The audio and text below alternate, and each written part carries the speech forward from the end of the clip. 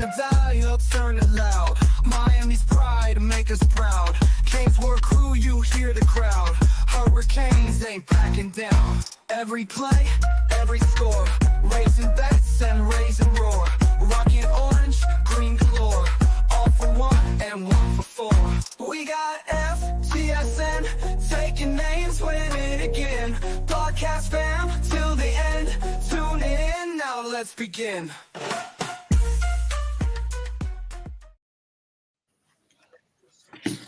We are live on the CanesWear Podcast on the FTSN Network, and I'm live with my compatriots, Miami Mando Man, and Brad Tejeda. We're missing Uncle Cliff, and I think he's on strike right now because of, as we all know, the news that just came upon us. But we're going to discuss a little bit about that wonderful game against Syracuse, the 21-0 lead that disappeared. And we're going to talk about maybe – I don't even want to talk about it anymore, but we can talk about that game a little bit. We're going to talk about possible or eventual runs at the Pop-Tart Bowl. And we're going to discuss all of this shenanigans and putting Alabama ahead of the Canes on the second to final poll. Because technically, guys, if there was going to be – this was going to be the last poll. I know what he said. They wouldn't have skipped this poll and let's just say do one more at the end. What they did with Florida State last year. You know, Florida State was out. They had no chance to go ahead and rekindle the flame because it was already voted on the Final Four. I think there could be some changes still in this poll, even though I know that guy said, I believe everybody on ESPN, which is rare, was 100% in favor of the Canes. A lot of public opinion. I think we all have to write our congressmen, our senators, right, whoever you can. Write them. We will not take this sitting down. And with that, we know the final score was what 42-38? I think Syracuse just completed another pass, but hey, I'm sorry. But let me hear from my guys, Brad and Mando. Thank you, everybody. Welcome to the show. We're going to do another $25 gift card to the most and the best comments out there. And just make your comments, blow off steam. We are pissed. 305 Sports Now says, this sucks. Fire Guidry. Sorry, Brad. Oh, geez. Sorry, Brad. And Kim says, hello, guys. I love your show. Thank you, Kim. So thank you. What do we got to say, guys? Thanks, let's mull this over and let's make everybody feel just as bad as we did. Listen, I mean, first and foremost, I mean, you can't get more bad than how I've been feeling after this game. I mean, as soon as the game ended, I was trying to figure out where my favorite restaurant in town was so I could get my favorite food just to soothe me over after this loss. Yep. And to be quite honest with you, as soon as we lost that Syracuse game, I knew we were not going to get in the playoffs picture, and I knew that was Cam Ward's last game as a Hurricane. That hurt. And honestly, good point. And honestly, you know what? We deserve it. I know. You guys want the pom half glass full than empty, Brad, but that's not happening. It's just. You had the number one quarterback in history pretty much in this franchise of the University of Miami football team. You had Xavier Strepo breaking records, not just last year, but this year yet again. You had an offense that broke records, and yet you couldn't even get to the average of what we wanted this season, and that was to at least get to the ACC championship. The goal was to win it, but you got to at least get there to win it, right? So that was already given going into the season, getting a guy like Cam Ward and all these guys we got. And we couldn't even do that. We had everything in front of us. All we had to do was take care of our own business. And yet again, Miami fails to do that. And honestly, I feel very bad for Cam Ward and a lot of these seniors like Andy Borgalis and Zach Carpenter, some of these guys that really just gave it their all. We wasted a very good season because of coaching mistakes, the staff, players not taking accountability, communication, and I mean, obviously the defense. And it's depressing, honestly. I mean, and it trickles down not only to us as fans, but you're seeing it with recruits. I mean, we are fumbling not only on the football field, but off of it with recruiting. And it's just the beginning. And unfortunately, this was after year 3 of Mario Cristobal. We should be in a different predicament, in my opinion. And I think he already said that at the beginning of all this. And now we're yet again going in the transfer portal like we're Mike Norvell and Florida State and relying on it yet again. All right, Brad, thank you for the positive comments. If you're still with us and you haven't anyway, everybody grab your favorite drink and let's just go to town. Brad, I understand. I'm going to come back. I know I'm Mr. Positive all the time. And trust me, I'm very disappointed we didn't go to the ACC championship. Last time I checked, I had a store that I worked at that depended on the Miami Hurricanes winning. I mean, 1,000 starter jackets. Everybody was excited. Brad got the last one. Everybody wanted them. But you know what? There's better days, Brad. I'll go into that in a second. I'm going to try to make everybody feel a little bit better. But I know people don't want to feel better right now. We want to be angry. Right, Mando? Do we want to be angry? Well, I can, if those of you watching, you can see Brett usually weekly on here has a, like a little cup or a mug. But today he's bringing out the full artillery. So that's just, after hearing what Brad just said, you know how the depths of how bad this is right now. I think Daryl or someone on the chat just put on there about, there you go. I know we are praying for SMU to win, but yeah, you also got, I think Arizona State and Iowa State teams are playing for their first times in conferences, playing for conference titles. I hate that. It's crazy. I hate that. I mean, of all years, SMU, they got to break up the Pac-12, whatever they broke up, and we got to. If there's no SMU, we're in this thing. No, eventually that's a break. In a couple of years, they're gonna.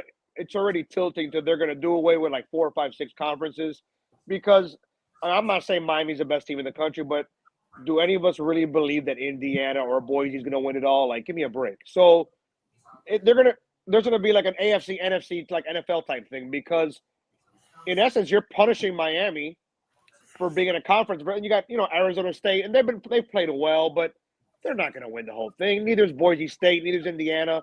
That being said, you were up. I mean, a 10-2 season has never felt emptier to me because no, seriously, if you tell me before the year, if you tell me, Brad, anybody before the year 10 wins, I'm jumping for joy. Absolutely. 5-7, in a heartbeat. 5-7, 7-5, 10-2. If that's not a great trajectory, I don't know what. And that is a positive, actually. I know we're looking at it now. 10-2, we win a bowl game. 11-2, top 10. That'll be the first time we're top 10 since what? 05. The problem, right? But the problem with that is, I didn't know before the season we're going to have, like I said last week, number one, like Cam Ward. It doesn't even feel the ending doesn't feel right the way the game ended, and he's not playing the bowl game. Would you? No. For what? He'd be a top 5 pick. Well, at that point in time, we're going to see what we have in Emory. Hey, listen, there's a great quarterback at the Washington Redskins right now. You know who that is? Talking about Washington Redskins. Do we know who quarterbacks them? Daniels. Jaden Daniels. He was the Heisman Trophy winner last year. He was every bit as good as Cam was this year. 45 touchdowns, 3 interceptions. Yeah. The guy can run like crazy. And you know how many? Their record was 9-3 also. They were worse than us, and he had one of the best college years as ever. Yeah. So you know what? It takes more than a quarterback. It takes more. I mean, what I'm most disappointed in this year is I think we could have ran for 3,000 yards. I think Martinez could have ran for. We said it on this in this podcast last week. Run the ball. Run the ball. Martinez, 10 rushes, 85 yards, and that didn't include the BS penalty callback of his 55-yard run. Yeah, that was crazy. It was a pancake block 2 seconds after he's past the line of scrimmage and past that guy. He's already like 5 yards ahead, and they call a penalty. But that being said, they could have fed Damon. They could have fed him the ball the whole time, Martinez. The whole game, he probably could have got 250 yards. They couldn't tackle him. The thing was, I mean, I'm watching the game. When it got to like 21-7, I wasn't worried. Then as they got to 21-14, I'm like, oh. And then we kind of like stagnated on offense too. I don't know if it was because we had a lead. They put Jordan Lyle in. He got stuffed behind the backfield a couple times. I know that one play. That was when it was 21-7. It just at the half we're tied, and I'm like, no way, dude. We're not gonna blow this, are we? No, we're 21-14 at half. We were winning. Yeah, and then we're driving when the game's tied, and I love him to death. And Kane forever, great guy, but unfortunately that fumble for 6 was the game changer because we're going ahead to go up 7. They run it back, and they're up 7, and it's a 14-point swing. It changed the game right there. Mm-hmm. It was brutal. It's just tough, man. The defense had to be literally a little slightly below average, and we win that game. But they were terrible. By the way, we're a know. top 25 defense this year. It's I hard don't to know believe. We're one of like 5 teams in college that is top 25 in defense and offense. So, It Brad, you really okay? is. But seriously, Brad, you okay? Yeah. I'm just checking on him, man. We continue. Yep. no, but it really is a shame, man, because number one in points per game, number one in yards, Heisman candidate, and not even to be in the top 12. Well, they're 12, but they're not going to stay there, obviously, because the conference winners elsewhere are going to get that 12 spot. It's just, and yeah, Arizona, Iowa State's going to get it. One of those two teams is going to pass us. Even Alabama, so this shows you the precedent. Like I believe Booger McFarland said it, and he went to Alabama. I think he played at Alabama. He was honest. He said Miami should be in because now you're setting a precedent that 3 losses doesn't matter. Exactly. They just lost to Oklahoma by 21.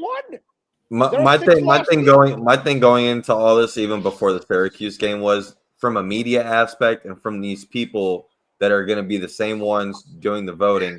They were already trying to find ways to not give Cam Ward the Heisman. They were already trying to find ways.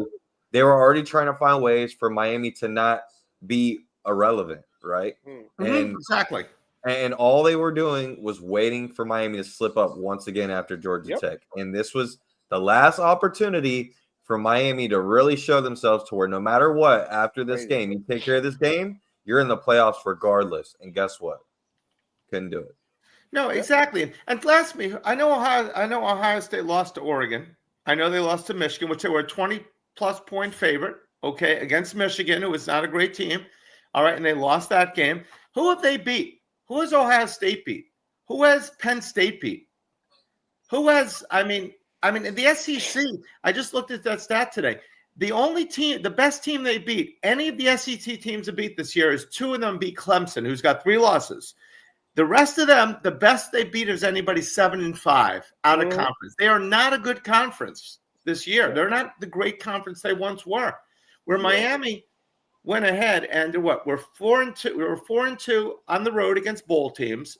Alabama is 1-3 against bowl teams on the road. And this committee member, the guy in the committee, says we picked Alabama because they were 6-1 against over 500 teams, and Miami was 4. And I'm like, over 500, but they were 2-3 against 500 teams or something like that, or 3-2 against 500 teams. And Vanderbilt and Oklahoma, both 6-loss teams. They got blown out. There was a time where when you had a bad loss, that was everything. You remember they'd say they had a bad loss. We lost to. I know people are saying we did it to ourselves. Yeah, but you know what? We're not the only team playing in a bubble. Alabama lost to Oklahoma, heavy favorites. They lost them by 21 points. They lost to Vanderbilt. Both of those.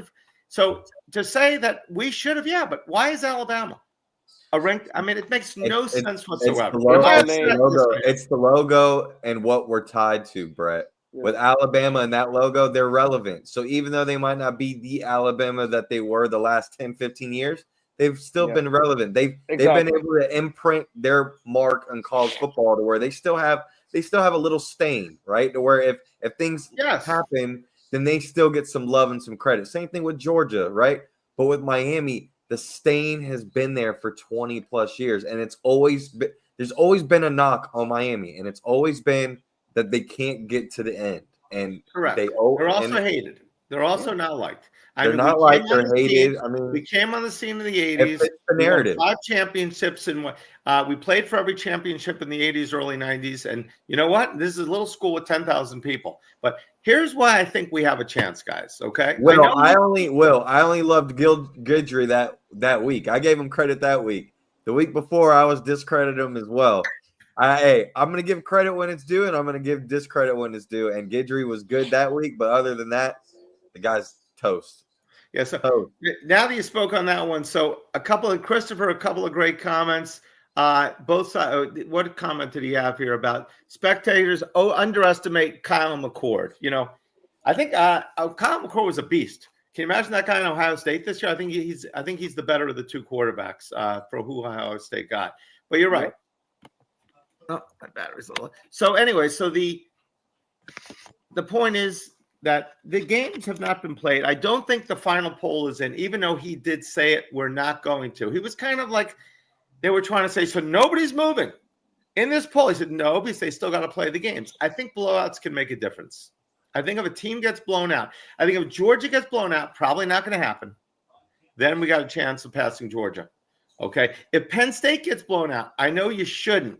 It's not fair to them to lose again. But if they get blown out by Oregon, that may be our best shot. If they lose by 40 to Oregon, which is possible, who has Penn State played? Ohio State? Anybody else? Yeah, they lost to Ohio State. Yeah. So if they get blown out by Oregon, then we have a chance, I think. Just these are opportunities I think are possible. Is it likely? No. Is it possible? Yes. By the way, and I do believe if Clemson wins, SMU is not going to get in. That would be interesting. Wild to me. Like if Clemson blows them out for sure. So it's but I don't know. SEC hasn't beat anybody. We were jacked. I'm watching the thing and I'm saying, call Alabama. When they called, I feel like I'm talking about the presidential election. When they called 14, they said South Carolina or Mississippi. Yeah, 13, I was feeling good there. I'm saying Alabama, call Alabama. Call my wife says, what's happening? Alabama, and then I went, well, let's just say you guys saw the tape, the expletives. Yep, that was the one team. That was the one team that they'll do. Alabama, Georgia. To Brad's point, they've been so good the last 10, 15 years. That if you leave an opening and there's a slight possibility to get them in, they'll put them in. They Correct. will. And they only beat Auburn 20. I was hoping so bad for the Auburn, and I think we lost it. Where we lost it, besides our game, the game that was most disappointing to me was the Georgia Tech game. Because Georgia, I was watching that game thinking this is going to cost us the bleeping playoffs because you could see that. If Georgia Tech would have lost, it would have been very difficult for them to be ahead of us. You mean Georgia lost. The situation with the Syracuse game, just like the more upsetting thing is not necessarily what we had currently, but it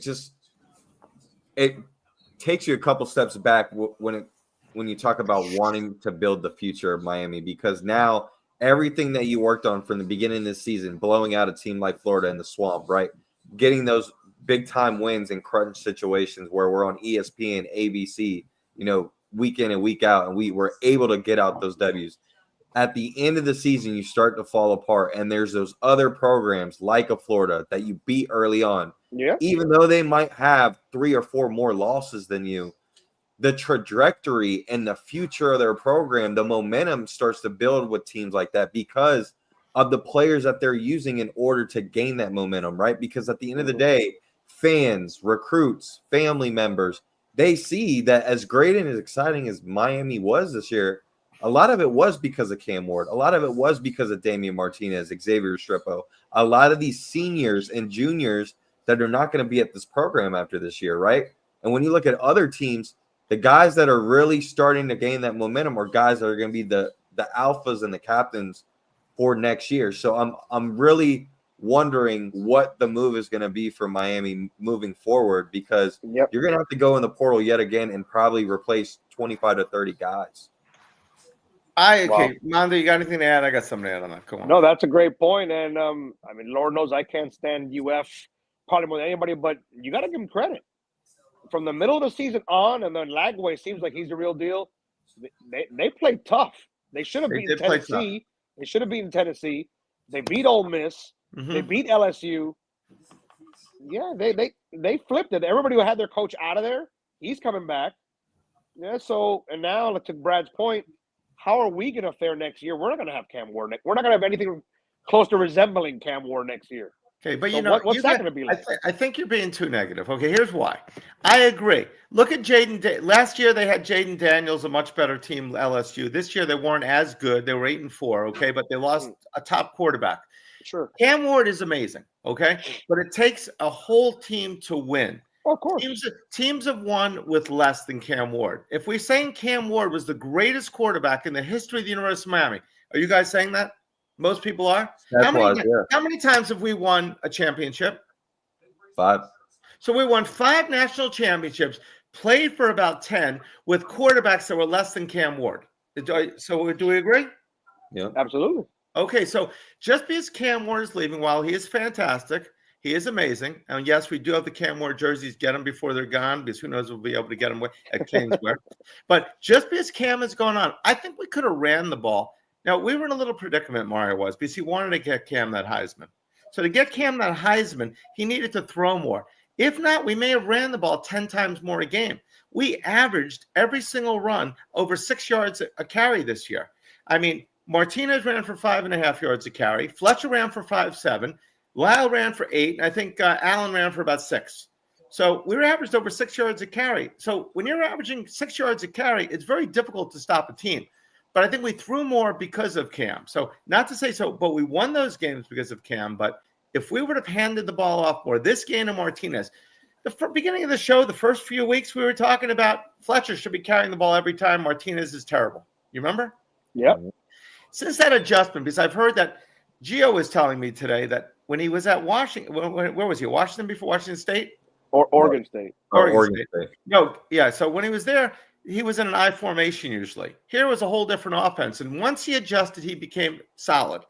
So I think, if you would have put Martinez and Fletcher in the backfield together, it would have been almost impossible to stop. I heard today from Gio, Gary Furman as well, that the Canes think that Jordan Lyle could be the best running back they've ever had. I didn't know that, Brad. Is that true that they're very high on him?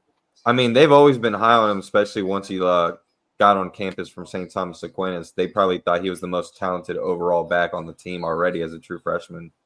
He's still got some room to fill out, but I don't know about ever. But as far as currently on the roster, even with Damian Martinez and Fletcher, I definitely been hearing that as well. Next year we'll have Fletcher. Fletcher should be back, and Martinez and Lyle is a 1-2. I'm sure Allen will be gone, Martinez will be going, and then we've got another running back coming, right? I mean, we were blessed this year. I mean, there's a little bit of problem getting all the backs their carries. We had no injuries, thankfully. And I'm just a little worried because a year ago before Cam Ward, right? The skepticism wasn't really Lance Guidry as much as it was with Shannon Dawson, right? We were questioning Shannon Dawson, we were questioning Tyler Van Dyke in the offense, right?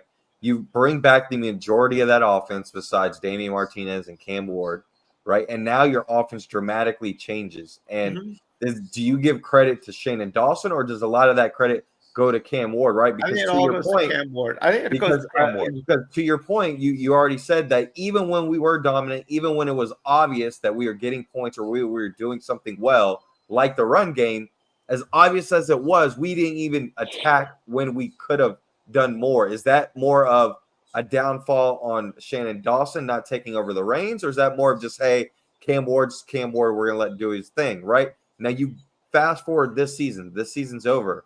Now, next season, you don't have a Cam Ward, and now you're back to not only who's the quarterback, but now is Shannon Dawson the right offensive coordinator? Because now he's going back to scratch, right? He's not going to this unicorn that you had in the prior year to hide your mistakes. He's not going with 3 or 4 senior wide receivers and a junior talented running back, right? So now it's not only do you have questions on the defensive side of the ball, and Lance Guidry possible needing to find a replacement for him after this season, but now are you really believing in your OC as well?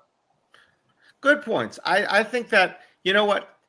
Everybody is replaceable. Like I said, Cam Ward may have been the alpha dog, the unicorn forever, but we've won 5 championships without him, without the best quarterback in college. Outside of Gino and Vinny both won Heisman trophies, but we won the national championship with Bernie Kosar, we won it with Craig Erickson, and we won it with Steve Walsh, right? So none of those guys were the Heisman Trophy, or they were not Cam Ward, correct? But we won those things. So it is an overall team game. And that's why I brought up to Jaden Daniels. He was 9-3 last year, and he had one of the most sensational years. Now, granted, Burrow, who probably was the greatest college quarterback for one season, had everything together. It was just a magic season. And he was awesome, but they had a defense also. But the point is that we're not as bad. I understand you're upset. We're all upset. Canes fans. CanesWear is upset. But you know what? Cam Ward may not be replaceable exactly Cam Ward. But as I tell my son Garrett, who's, Dad, it's on. I said, Garrett, I'm going to have to say, Garrett, you and Brad better just go into timeout. So we are not we will get another quarterback. Now, we have, I know Emory is not the second coming, but he's not a bad quarterback. I think he's above average. He almost beat Florida State. He beat Clemson last year, right? I mean, so Emery's above average. We don't know how good he's going to be. I heard Pofferberg is leaving. Is that true? Yeah. Okay, so we got Emery, and then we've got, who's the other guy we have? You got Judd Anderson. Judd. And then you'll have Exactly. Luke Nickel coming in as a true And freshman. and you know what? And those guys nowadays at the portal, they're going to be. We've already heard of multiple people leaving. There's going to be quarterbacks going on, and you know what? They're going to want to come to Miami. In the last hour, they've already mentioned. You just had this amazing offense. Where very possibly, if the New York Giants are the first pick in the draft, he will be the number one pick in the draft. You know what that means?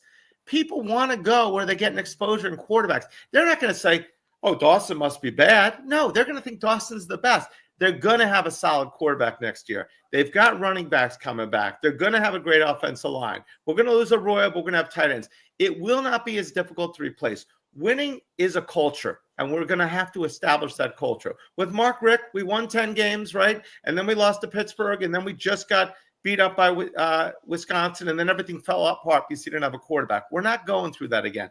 I don't believe the downfall of the Canes is here. We're not going back to being the team we were. While Mario is not a championship coach yet, he is a coach that can get a team to win 10 games. That's my opinion. Sure. So we're all silent.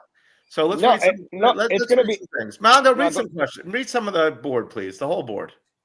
I'm gonna just talk amongst myself. Go. Read the board, Mando. Oh, we got Will. We got Will with Rump as the secondary coach. Want to promote Mike Rump to what he's already doing, which is facilitating all the recruits and the family members, giving them a whole grand tour of the college campus, which he does legendary work at. If you've ever had a Rump personal tour, you know what I'm talking about. Great guy. Yeah. But him as a secondary coach. 4-4 guys. And we know for 2025, Brett is going to be the new running backs coach. Yeah, Brett will be the new running back coach. I think you're still here next year. The staff and the U will come and play with a chip on their shoulder next season. That's what Bobby says. The players are still here next year. The staff and the U will come and play with a chip on their shoulder. I agree. Everything is not down, but listen, we all overreact. I said that to Gio, one of his buddies, Canes Universe. I'm giving up my senior, and he said he had to talk him off the wall. Everybody gets emotional. Everybody does in a loss. Listen, I didn't go to bed till 4:30. I'm still in mourning a little bit from this game. No, I will say this, that as the days and weeks go by, we'll start harping on next season and the recruits and the portal. But this was tough because of what you have. It's not a middling offense, and it's the best offense in the country. It was the best offense in the country. No doubt. But you know what? It's crazy. We were up 21-0, and then we didn't score a point again until we were down 28-21. You're gonna have to replace 14 to 17 starters from this past season, right? And the guys that you're relying on that are on the team didn't get much playing time this year because the guys that were in front of them were actually productive for the most part, at least on offense. And healthy. So it's going to be tough. People don't want to play for a winner. We complained all along. Oh, wow. You know what? These guys, when they're winning, they're going to go and get recruits. Now look at Florida State. Should we have any problem recruiting against Florida State? No, but let's just hope we don't turn out like them because we're starting to follow. Like them. And the Gators have all the money because they decided they were going to buy out Napier, correct, for $15 million. Yeah. My conversation with Gio paid off today. They were going to buy. I feel like Brad Jr. They were going to buy out Napier $15 million. They decided he played. Now they have that $15 million on athletes.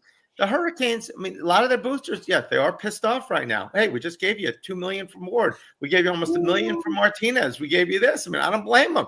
And Mario, you can even get us into the ACC championship game. But Mario's going to have to learn to recruit without all the money right now, and he's going to have to learn to coach. So I'm starting the coaching 101. Mario can come in there, when to kick a field goal, when to go for it. So I want to ask you guys, in the last hour or so, we've seen the quarterback of Arizona put himself in the portal. We've seen from A&M, Connor Wegman put himself in the portal. I heard you guys mention Emery and Nickel, etc.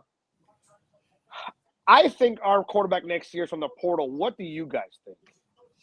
Yeah, I've always been on that stance from the beginning of the season, even when we got Cam Ward.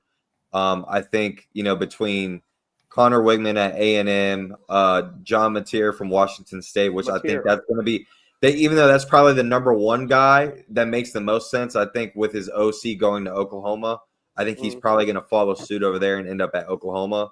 But I think Connor Wigman at A&M, the kid from Liberty, who's also in the portal, him, and then there was one from another smaller school, not Liberty, but dang, I don't know if it was Jackson State or SM. No, I'm not quite sure who else, but those are like 3 or 4 guys I would say that I would look at as far as. Are they better than what we've had before Cam? Is Emory better than we've had? Is Emory better than the guys we had with Nkosi and who else did we have that year that Rick had? We don't know. I think Emory's good. I think Emory's good, but I think Connor Wigman and Emory are very similar. I think there's not much of a difference between Connor Wigman and Emory. I think maybe the kid from Liberty, he's pretty established, and he's a guy that is very mobile and is a game changer. I think he would probably be the only guy, him or Mateer, but I don't think that's likely. Yeah.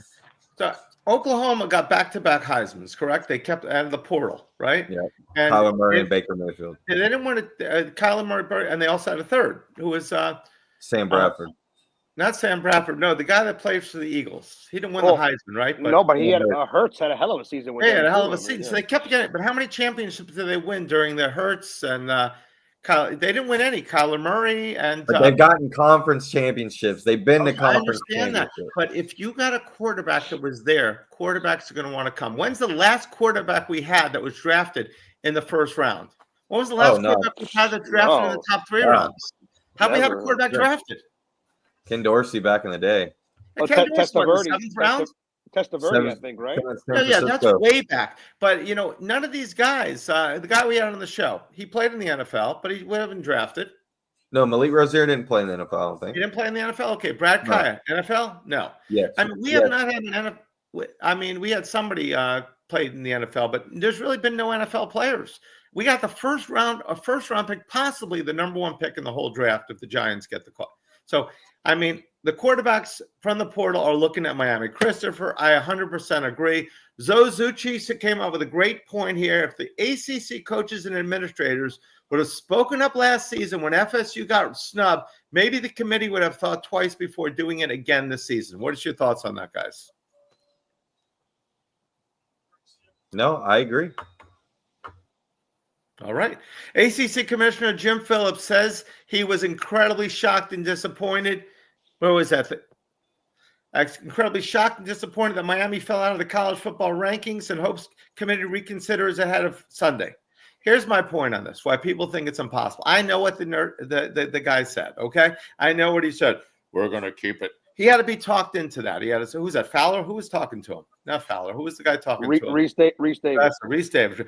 But so you're saying, let me get this right, that are you going to reevaluate? We're not going to reevaluate. I like your Ward Manual voice, by the way. Thank you. There's actually, we have all the points, but we're not going to reevaluate. So you're not going to view it. Just want to get this right. So nothing's going to change. And the guy says, well, what's going to change is that we're going to go ahead and see who's winning these games, and then we'll figure it out. So it's like, okay, so what happens if Penn State gets blown out? What happens if Georgia gets blown out? We want 4 blowouts.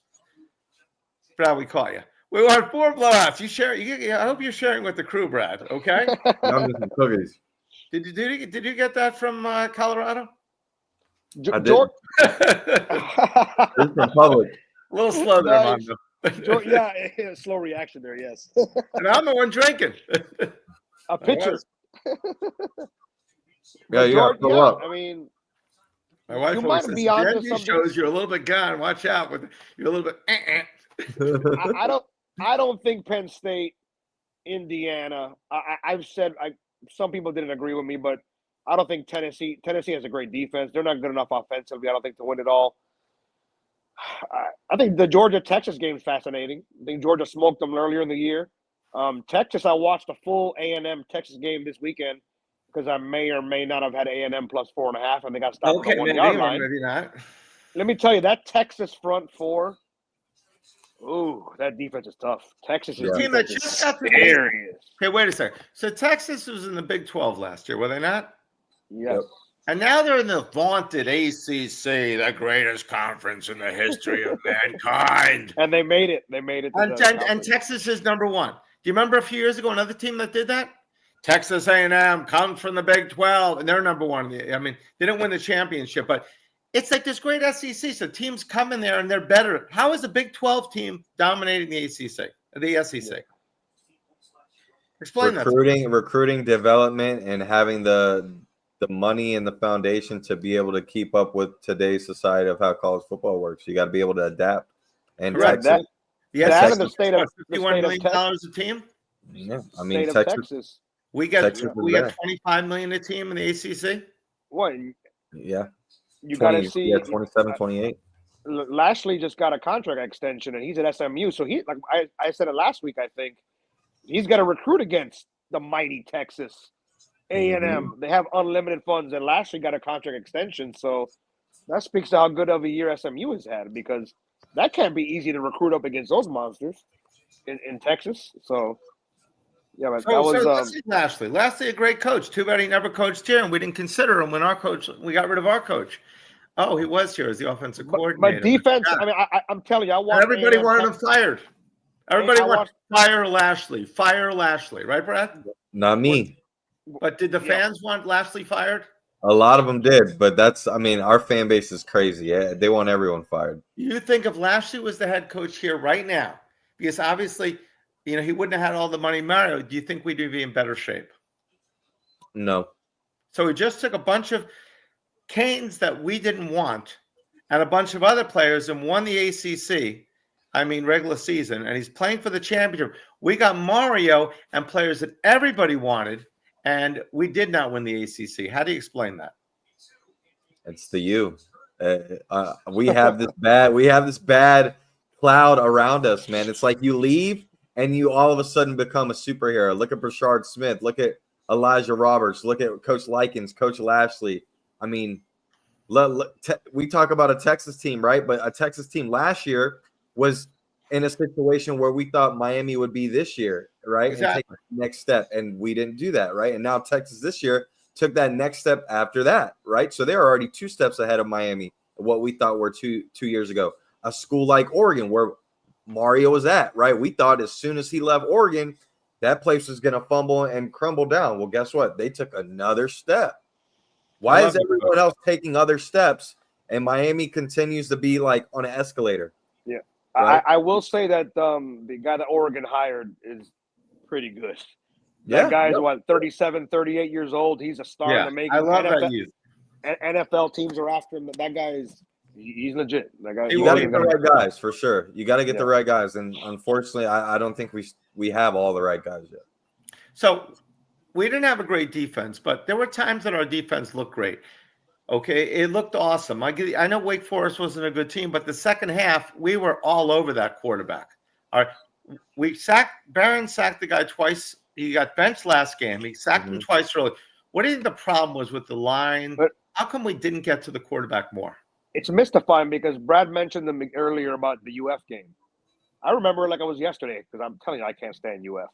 We were flying around the ball, screen passes. I went to get a cookie. Sorry. Yeah, more cookies there from Publix for Bradley. So we were flying around the ball on defense. It was like our offense looked incredible, but our defense was making plays. Then we saw middle to late in the year, we're not getting pressure on the quarterback.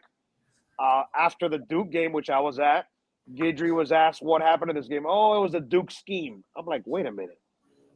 The Duke scheme?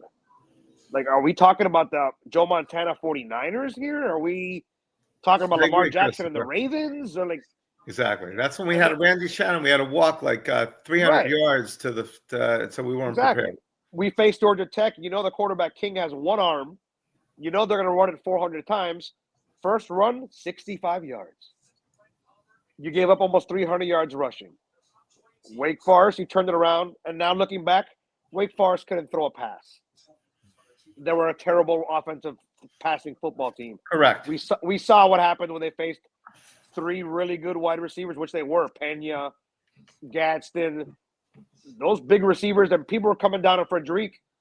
He's a true freshman, going up against 6'4", 6'5", That was a hell of an offensive team they played up against. They weren't ranked. That offense could score, and they could throw the ball. And McCord, he was on point. He lit us up. Well, we couldn't, but he's not a real mobile quarterback. We couldn't put any pressure on him at all. We could not. Well, a lot of the time, pressure for 6 weeks. Yes.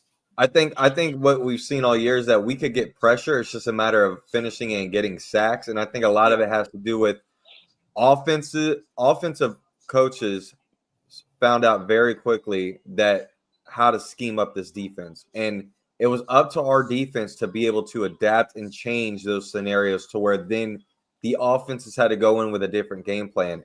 And unfortunately, what you saw almost every single week was the offense went in with a basic game plan, and they were able to execute it. And there was no adaptiveness at all. And guys that we relied on were one-trick ponies. They didn't know how to do multiple things.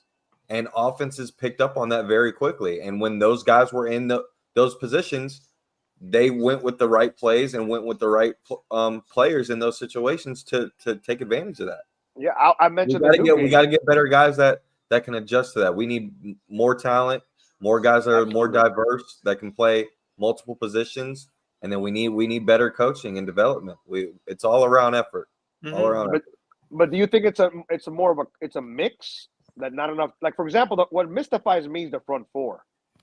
There was all this talk about depth and this and that. Last 4 to 6 weeks, I didn't see anything from the front four, to be honest with you. I didn't. I know. There were a lot of. Ruben Bain. Maybe it's still the injury. I don't know, but he's not the same player as last year. Some people think he gained weight. He's not the same. Messidor was put in the middle. He was playing great in Wake Forest. Where was he starting this game or no, Brad? Who? Messidor? Messidor was starting this game, I believe. Yeah. My thing is this is the same questions we're asking about these players that were performing maybe a year or two before, either here or another program. We were saying the same things about guys like Jafari Harvey and Jared Harrison Hunt and Elijah Roberts, right? And as soon as they digressed at Miami, we wanted to kick rocks, and then they go to another program, and now they're outperforming anything that they were able to do at Miami. That says to me that's coaching and development. Now, how much is that on Jason Taylor? I think Jason Taylor is a great recruiter. Is he a great coach? Can he take it to the next step? Or is it the scheme of Guidry? It's a little bit of everything, I think. And he's not the only defensive line coach either. Coach Joe Salavea is over there too. So, it's all around. I've seen teams switch defense. North Carolina did it a few years ago. They had the worst defense. They hired a new defense coordinator, and then they were one of the best defenses. So it can change. That's one thing. Mario is a super loyal guy, right? He didn't want to fire. He didn't want to fire people until they had their jobs. So he wasn't going to let go of Guidry. But if we would have let go of Guidry during the season, would that have put some fire under the team? Go ahead, Mando. No, you still got to have the guys in the field because you mentioned. I think Brad was mentioning before about Dawson and the offense. Same guy last year. How did that work out? Eventually, the guy in the field's got to be good. Talent supersedes. You got to have good coaching. But once Tom Brady left the Patriots, how did Bill Belichick do? It kind of went downhill a little bit, didn't it? So correct, yeah. You got to have talent, really good talent.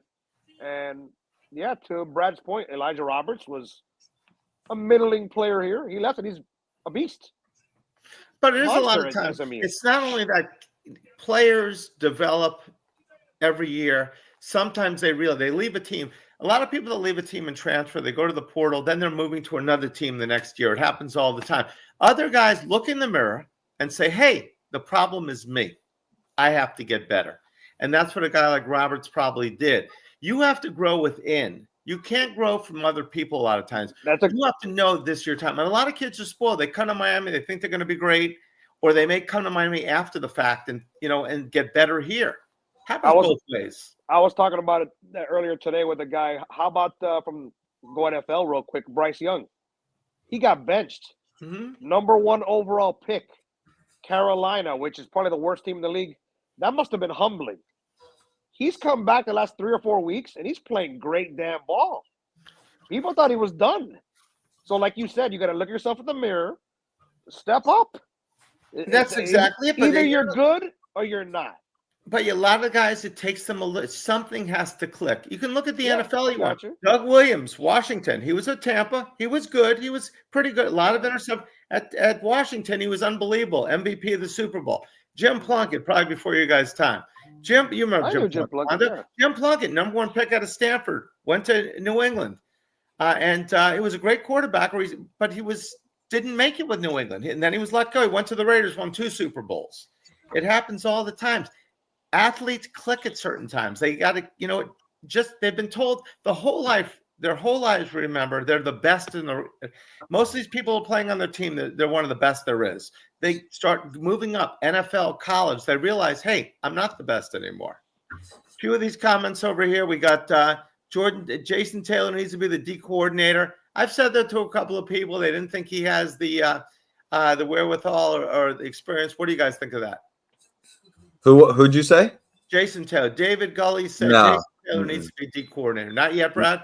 No, not yet. We need someone very well established, someone that already has been through the ringer in college football, maybe at a SEC or a Big 10, Big 12 school that's been Why top do you think that? Why do you think that? Why can't a guy that Jason Taylor, who's played all his life, who coached a little word, he coached at St. Thomas? Yeah. Okay, but why can't a guy like that who has all that football knowledge, you see him on the field, why can't he be a unicorn, like you're saying, and go ahead and be different? I think you're already playing with fire in this situation and going into year 4 and almost having to dip back in the portal for most of your needs to be able to rely on this season. I don't think you're going to either rely on a defensive coordinator that has already been proven that's not getting it done in Lance Guidry, and I don't think you could go into the season relying on someone that this is their first time doing it.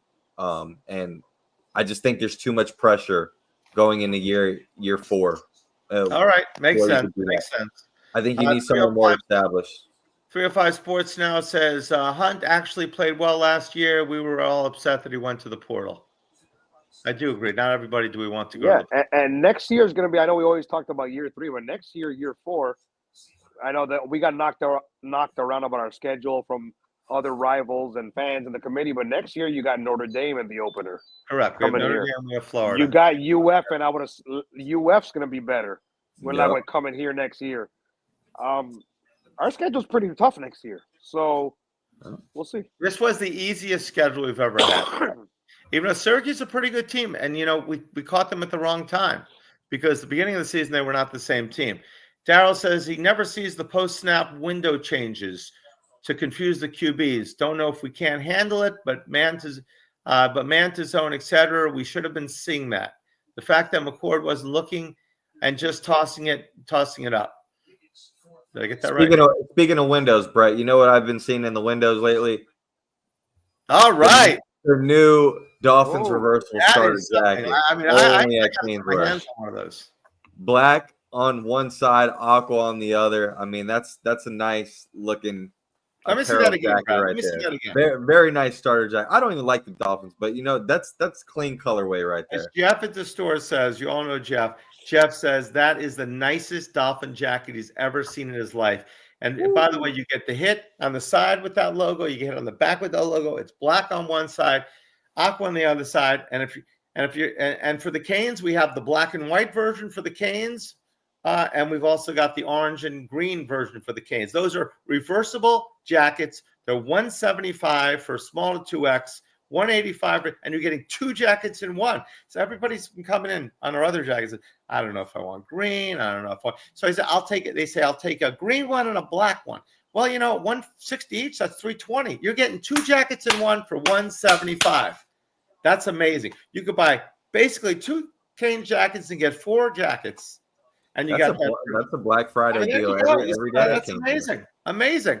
Look at this. Who want the smoke? Gio was in the store too. Gio and Aman saying, stopping by the show for some love. Rough night for Miami. Yep, definitely is. And definitely a rough night for Miami. Gio, that's good. We'll see how it goes tonight.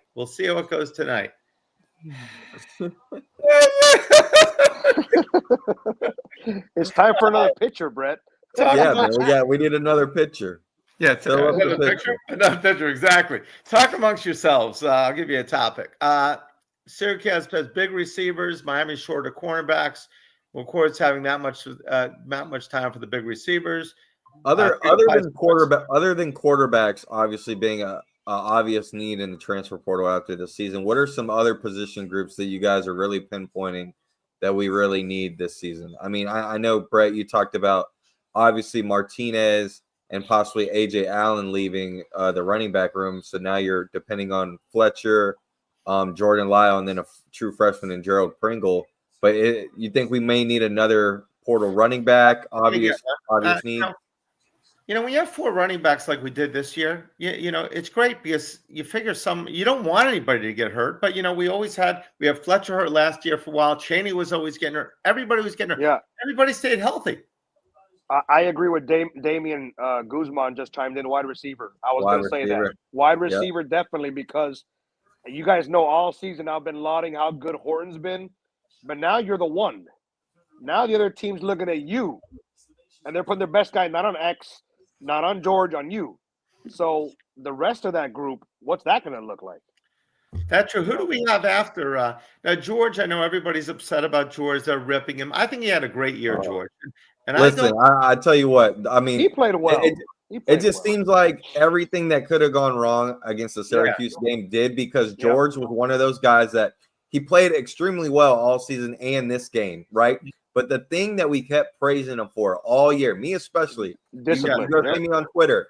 I call it out at least once every game when I rewatch the game. There was a time where Jacoby George got hit and he could have reacted and he didn't. Kudos to JG. Every week there was almost that one time, and this time when he reacts, he gets hit with it, and it was a big one that he got hit with. And did he really react that much though? Did they really? He didn't, but it was still just enough. Well, he jumped up and he hit him with his helmet. So once they showed the replay, I was like, oh, why didn't he do that? And they always get a second guy.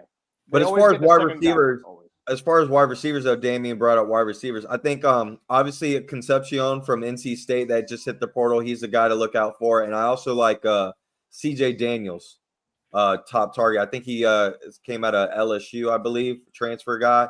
I think him in a pairing with the Liberty quarterback would be a nice duo, quarterback wide receiver. Somebody's been asking a couple times in the chat about KC, about Concepcion. What do you think, Brad?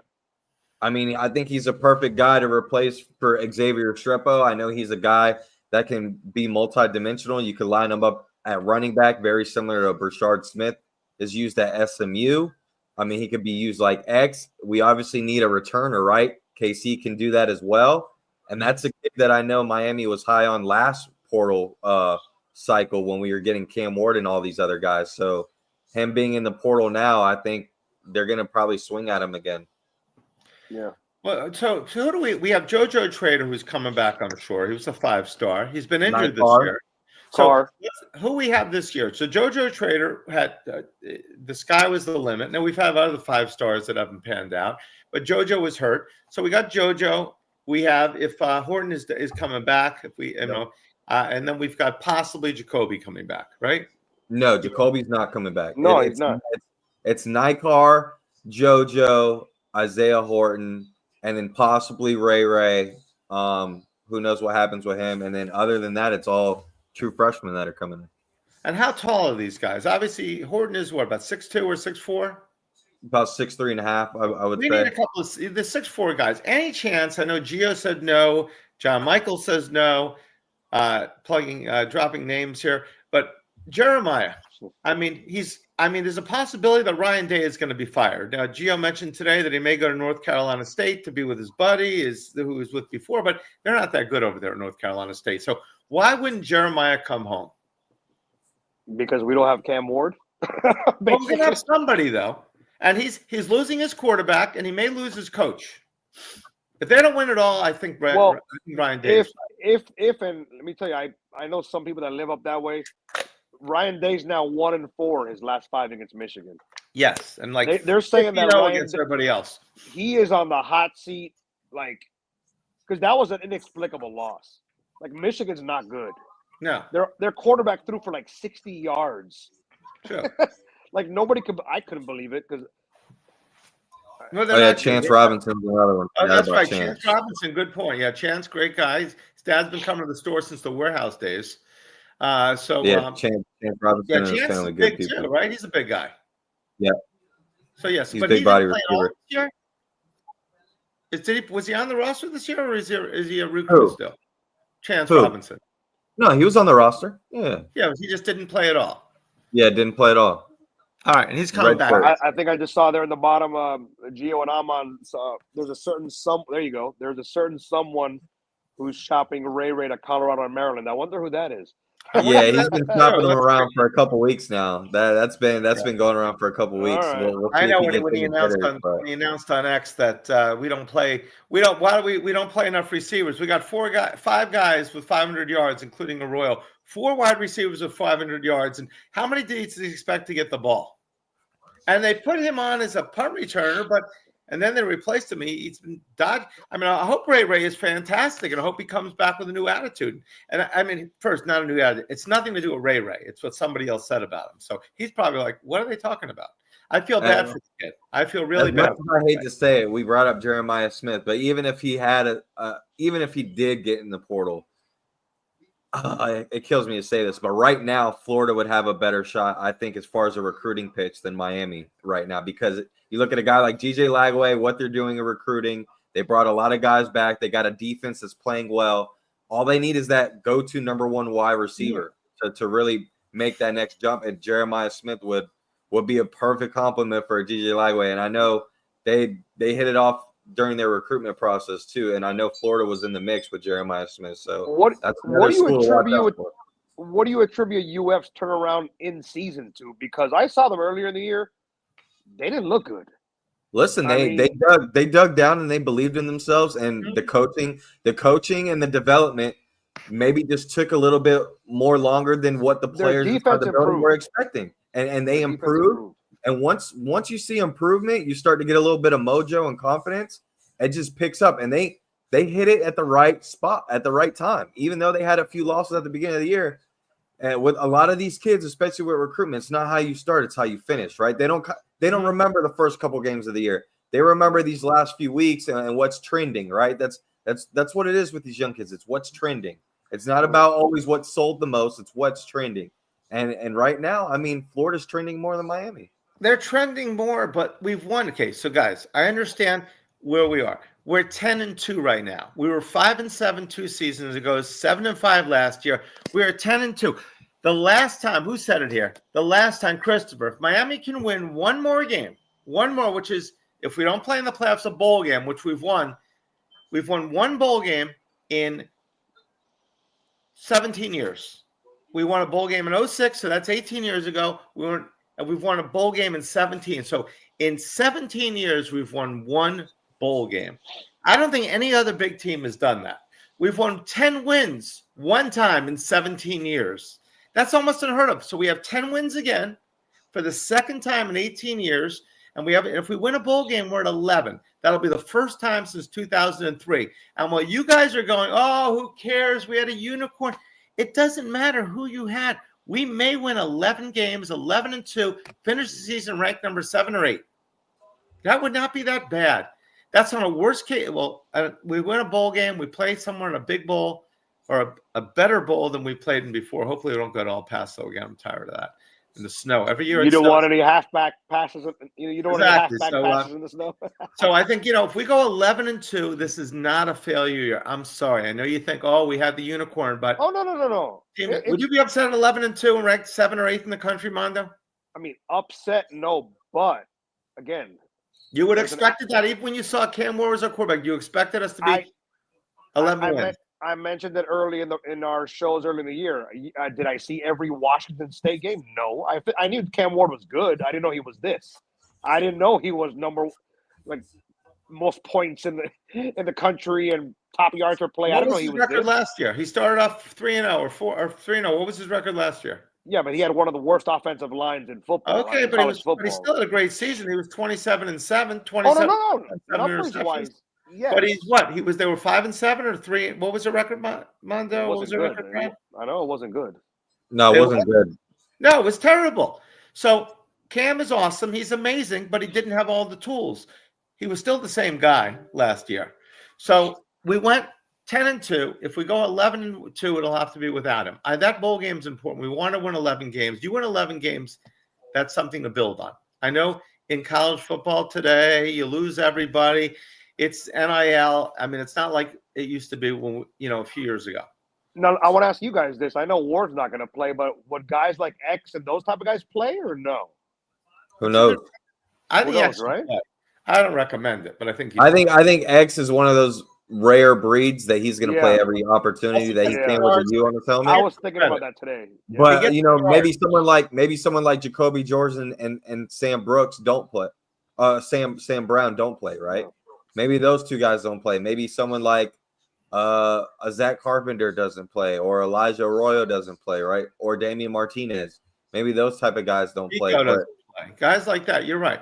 They may not play. If you're coming Simeon back, Barrow is another one. Simeon Barrow was nominated as a first-team All-ACC. All-ACC. I think he kind of made his money this year, right? He's probably another guy that doesn't necessarily have to play, but it's going to be interesting. I mean, I would be okay with the 11 win in a bowl game, but again, this is another thing that Miami hasn't accomplished in a very long time. This could be another thing that could haunt them as far as in the improvement in the future, as far as not only portal guys but recruiting. If you can't win a bowl game yet again, right? Exactly. You got to be able to do that.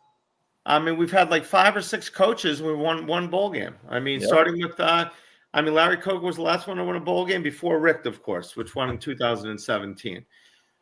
It's been a tough year. We've been on the show. We've been excited. We've been pumped. It's been fun. We're not signing off yet.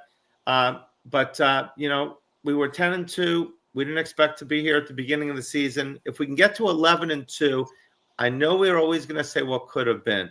But in the year 2000, we came off the year that we got blown out by Syracuse. We beat UCLA with the Edgerrin James 300-yard gain. And then we were in the next year. We only lost to Washington. Now, we were not good. This was 2000.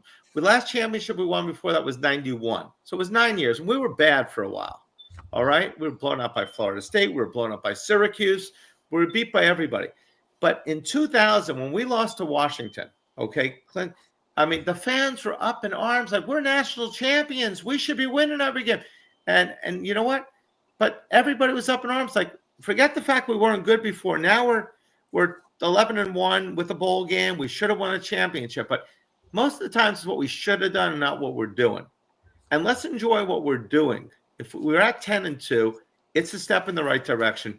And you know what we haven't done in a long time? A real long time? Won 10 games 2 years in a row.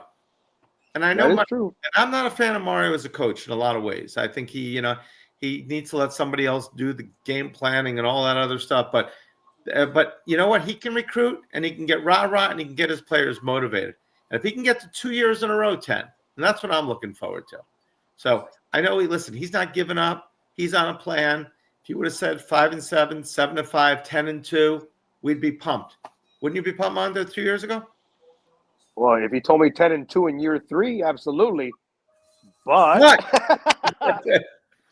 there's no buts. Yeah, I mean, here's the thing. The interesting thing about this is going to be, right, that every year we've had Mario, after the season's over and we get into the offseason, that one glaring, obvious position or multiple positions, whether it's recruiting or in the portal, that us as fans circle and we're like, we need this bad.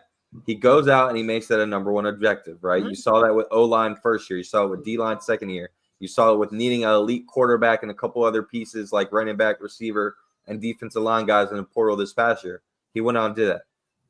This year, you're going to have to do that all over again, and you're going to have to make sure you hit on a lot of these guys, and that's going to be the key. The key to the transfer portal isn't how many guys you land, it's how many of these guys are going to be productive instantly for your program. And a lot of it isn't just productive on the football field. Like you brought up before, Brett, you got to be able to fit the culture, right?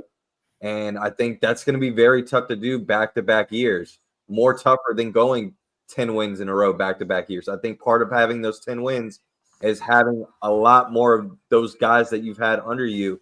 And unfortunately, a lot of those guys are leaving, whether it's just seniors or guys that just want to go elsewhere because they didn't get a lot of playing time this year. And I think we're going to have to hit on the majority of these transfer portal guys. And I'm going to be very interested to see who we end up getting this portal class, because it's going to be some very key guys that are going to have to be difference makers yet again. Today is the 3rd, correct? Is Yes. tomorrow? When's recruiting? Tomorrow or the next day? Tomorrow's early signing day. Early sign. What do we expect? How many guys can we recruit? I mean, well, our recruiting class is fumbling apart a little bit. There's, I think, 3 or 4 already decommits that flipped elsewhere.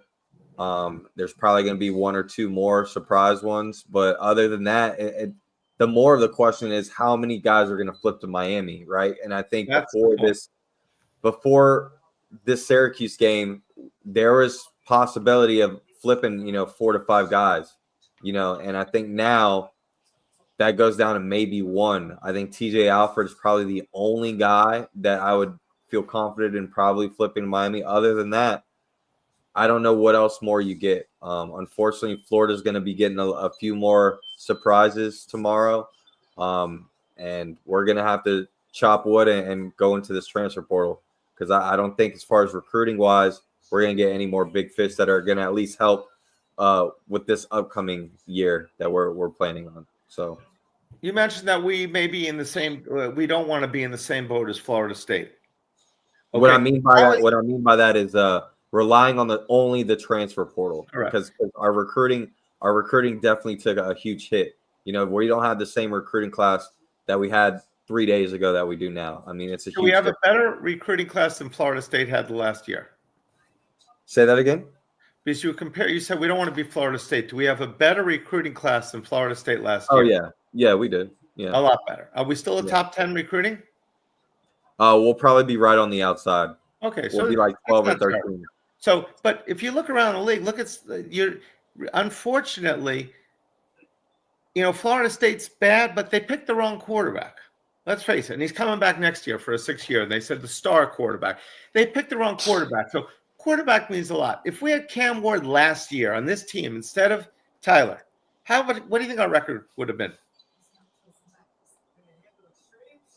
Well, they wouldn't have lost the NC State game, because I remember that's people get more pissed about the GT game, and rightfully so. I'm more pissed about the NC State game. NC State game was because the NC State offense was garbage. We should have gone down. And I couldn't believe we lost that game. So we definitely win that one. So at minimum 9 wins, because you give them 2 more wins. Well, we win the Georgia Tech game for sure. Exactly. So at least 9-10. Didn't we lose to Duke? Yep. I mean, we probably win that game. So, last year with Cam, we're that good. So the quarterback is such an important. He doesn't have to be the alpha unicorn, but what he has to do is he needs to go ahead and be just good enough, to make the plays when need be. I mean, we probably beat Florida State last year with Cam. We go undefeated. We win the national championship. It's over. I mean, he missed. He should have been here last year. Florida's. What do you say with Florida in the narrative there? Florida is. Said something about Florida spending money. I mean, yeah, they are spending a ton of money, but guess what? That was our narrative last cycle, right? Yeah. Florida fans were doing the same thing to us when we were hollering and cheering, even though we didn't have a successful season on the football field. We were excited for the next year before we even got Cam Ward, because we were spending money. We were landing top recruits. We were flipping guys. Well, guess what? The tables have turned. So, I mean, you got to be able to take the same narrative and the same approach that we did last year. Other teams are doing it this year, and we're getting a taste of our own medicine. I mean, that's just the bottom line. The transfer portal started when Manny was here, correct? Yes. Jalen Phillips on. So Rick never had the transfer portal. No. So the last time we had 10 wins, Rick really just had to go with the guys that he had and his recruits. So that's why I think we're going to be okay. Do I think we're going to be?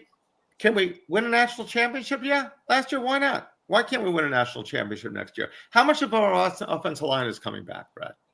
I think 3 out of 5 guys will be coming back.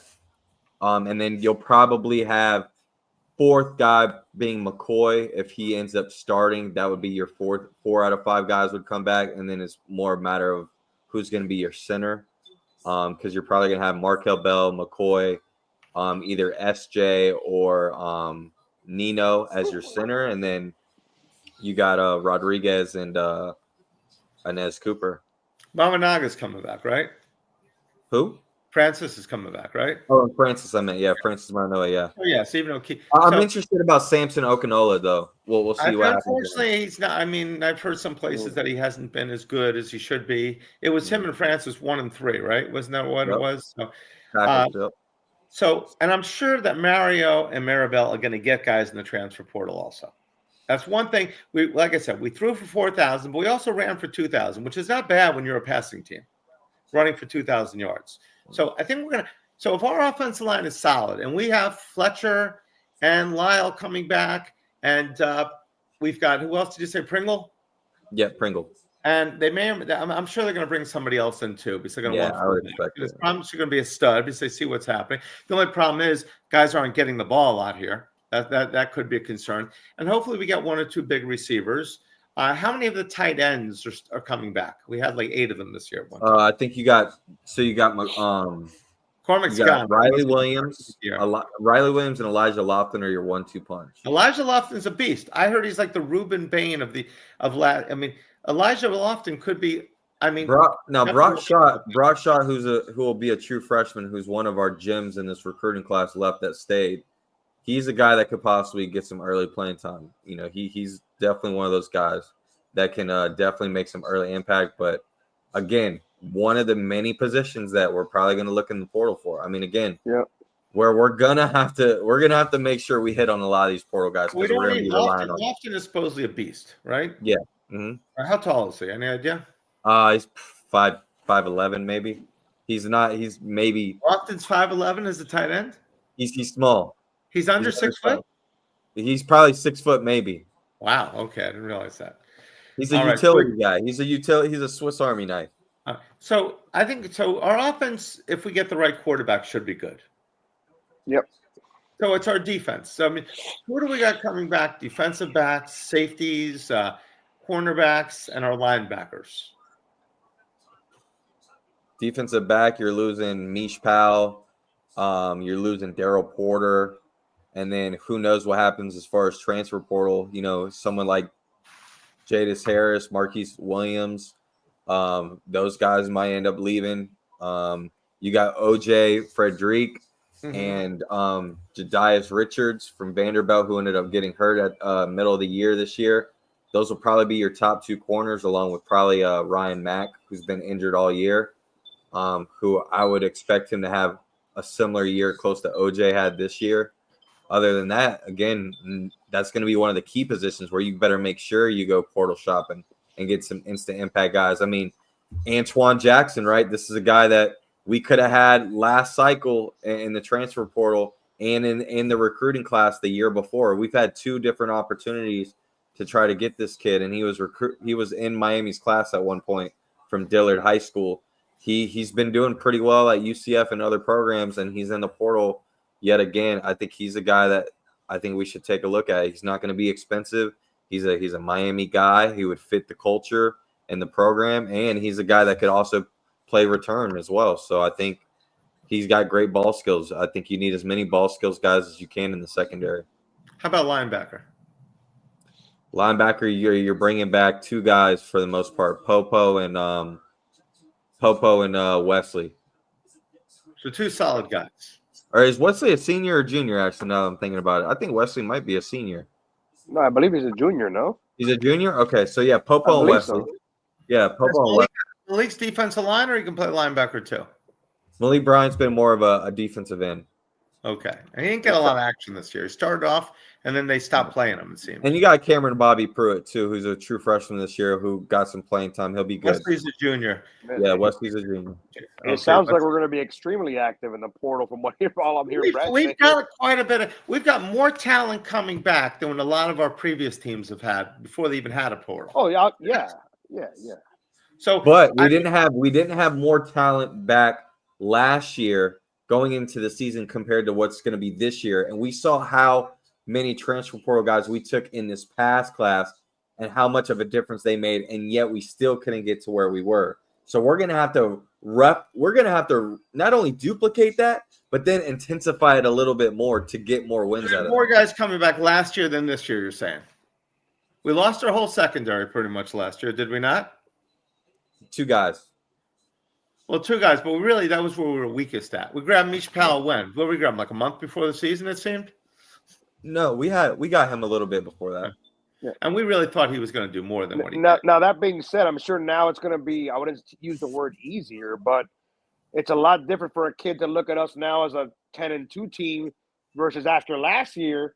Yes, exactly. Miami 5-7, 7-5. Do I want to go there now? At least 7-6, you're right? you're in the discussion for a playoff now. So thank you, bro. now it's gone That's up a bit. positivity. I like it, Mando. You got a gift card, Mando. I'm not having cookies and pitchers of beer out here. Come on now. Exactly. Everybody gets some beer and whatever we got. Where will Miami have to hit his quarterback, wide receiver, defensive tackle, and defensive back? I agree. Where do you think? Who's that? Gio? I say it was Gio and Almon, maybe. But who do you guys think we may be looking at? We got to get him a log on sometime. Say, hey, just come on and talk. Well, at quarterback, I would imagine. I mean, I've been of the belief that we talked about it earlier. I'm of the belief our starter is not on our roster right now. I've always believed that. I know a lot of people, and I'm not trying to be hard on the kid. He's barely played. From what I saw of Emory last year, that is not someone I don't think he's the same guy anymore, though. Cam Ward was a no-star, right? Yes, no star. Yeah, but guys improve over time, but I do think that's the future. I do think that's the future. Who is it? Oregon's quarterback. He's a transfer, right?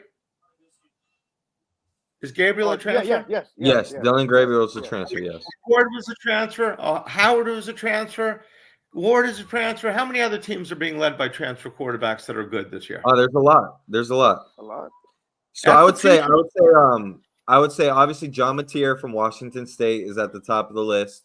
Makes the most sense, but his OC just went to Oklahoma. He's probably going to follow suit. Other than that, at quarterback, you probably got the Liberty quarterback at the top of the list, Caden Salter.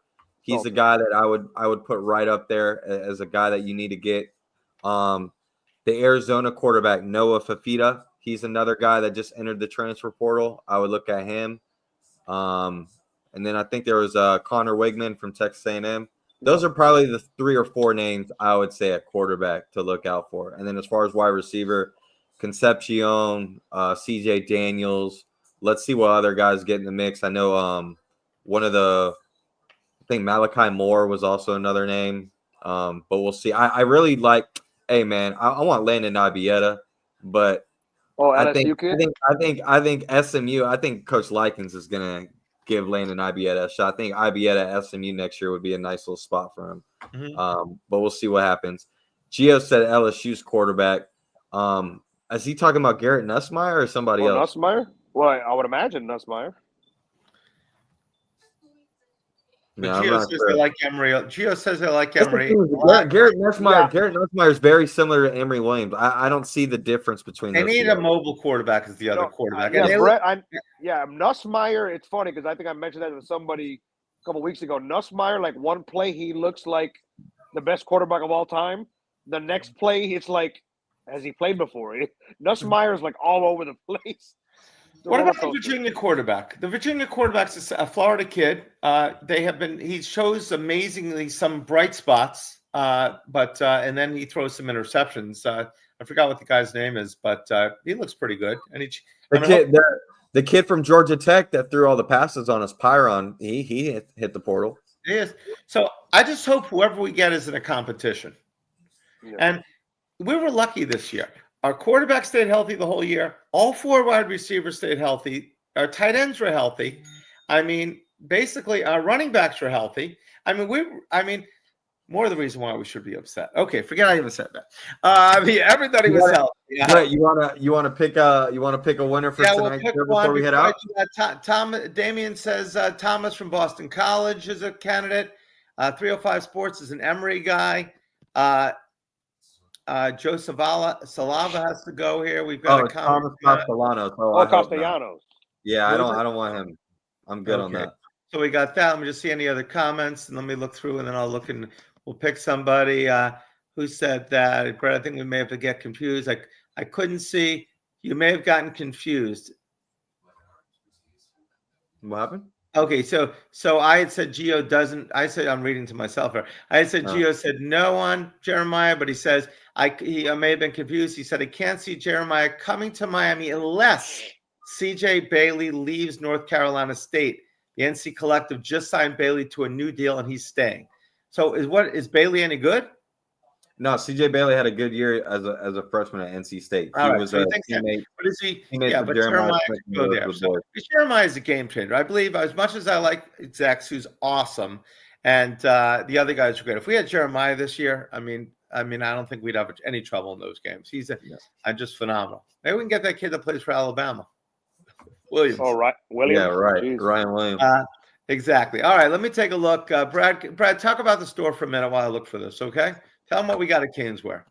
Yeah, let's get right to it. So let me get this going here. So right now at CanesWear, we got some of the best stuff in the store. You got the new Alpha Boost. I just got those yesterday, actually. Some of the best pair of Alpha Boosts that I have seen so far this year. You also got a few other things. Let's take a look.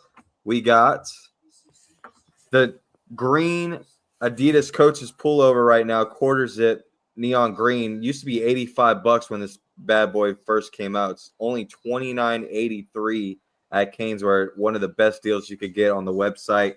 You also got a nice little Messi shirt for the holidays. Whether you want one for your kids, got the black and pink right there, only $10. It'll match the new Stanley Messi that just came out today for all you Stanley fanatics. We got the Miami Michael Irvin long sleeve shirt that he wears every game day on the sidelines. Probably still hasn't been washed till this day. Like Brett mentioned before, you got the black and blue starter jacket, reversible, $175, and we got the green and orange in Miami and the black and white as well. I got the OG one on, not reversible, so you get two for the price of one. And yeah, that's pretty much it right now at CanesWear. Not only all the Hurricane stuff that you can get, but like we mentioned before, you got Miami Dolphins, Florida Panthers, Inter Miami, Miami Heat, Miami Marlins as well. And they got some great deals. Includes a $10 CanesWear gift card as well when you make a purchase. Pickleball. Different. That's the pickleball cure. The pickleball cure. The pickleball. $40 donation cancer research. You get a $10 CanesWear gift card. There you go. So speaking of Canes, so we got a lot of stuff. We got check out those daily deals. They're the doorbusters are 50 to 80% off. We're going to be doing some other great things. We're going to go to a new raffle program soon. It's going to be very cool, a CanesWear exclusive. We're going to get an item. We're going to have it. We're going to raffle it off. Everybody that buys a raffle will get a. It's going to be limited to 50 people in most cases. The raffle, but when you buy a raffle ticket for $10, you'll get a gift card for that $10. You're basically. Even if you don't win, you get a $10 gift card for your $10. So that's a new program we're starting this week. So we're going to and we're going to do what we did last week, Brad. So anyone that emails or messages Brad or myself on X or anywhere to Hey to Brad or Canes_wear tonight, okay, with your name and email and your screen name over here, we'll give you a $10 gift card just for being commenting on the show. All right. And if you watch the show too, you can send it in there. It's got to be tonight by midnight, though. That's the deal. You got 2 hours to get that in for a $10 gift card. The winner today of the gift card. I know Brad and Mando are thinking the same exact person. I can feel it telepathically. We're going to go Christopher Jones. Okay. We're going to go Chris Jones. Chris Jones. All right, he's getting a comment in there right now. Also have to consider the strength of the ACC next year. True. It's Christopher Jones. Reach out to Brad, to Head of Brad, or anyway, or myself at Canes_wear for your $25 gift card. Make sure we get your name, your email. If you bought from us before, give us the email that you've used. If not, thank you for jumping in. Either way, we love our repeat customers and also our new CanesWear family as well. Brad, we got the CanesWear podcast. Do you have anything planned this week, or we're pretty much on strike? We're not on strike, but we're delegating some time to see what happens with the recruiting aspect and with the transfer portal. Maybe sometime in the future, I'm going to have a guest come on with some transfer portal targets. Once this season gets going, not going, but finishes up, we'll try to do a couple podcasts as far as what to look for. But as we know, we're about to hit the off season. There's not going to be much to talk about as far as Hurricane football, but we'll try to get a couple more in there before the season's over. You see this? What the heck's going on there, Mando? She want to get on?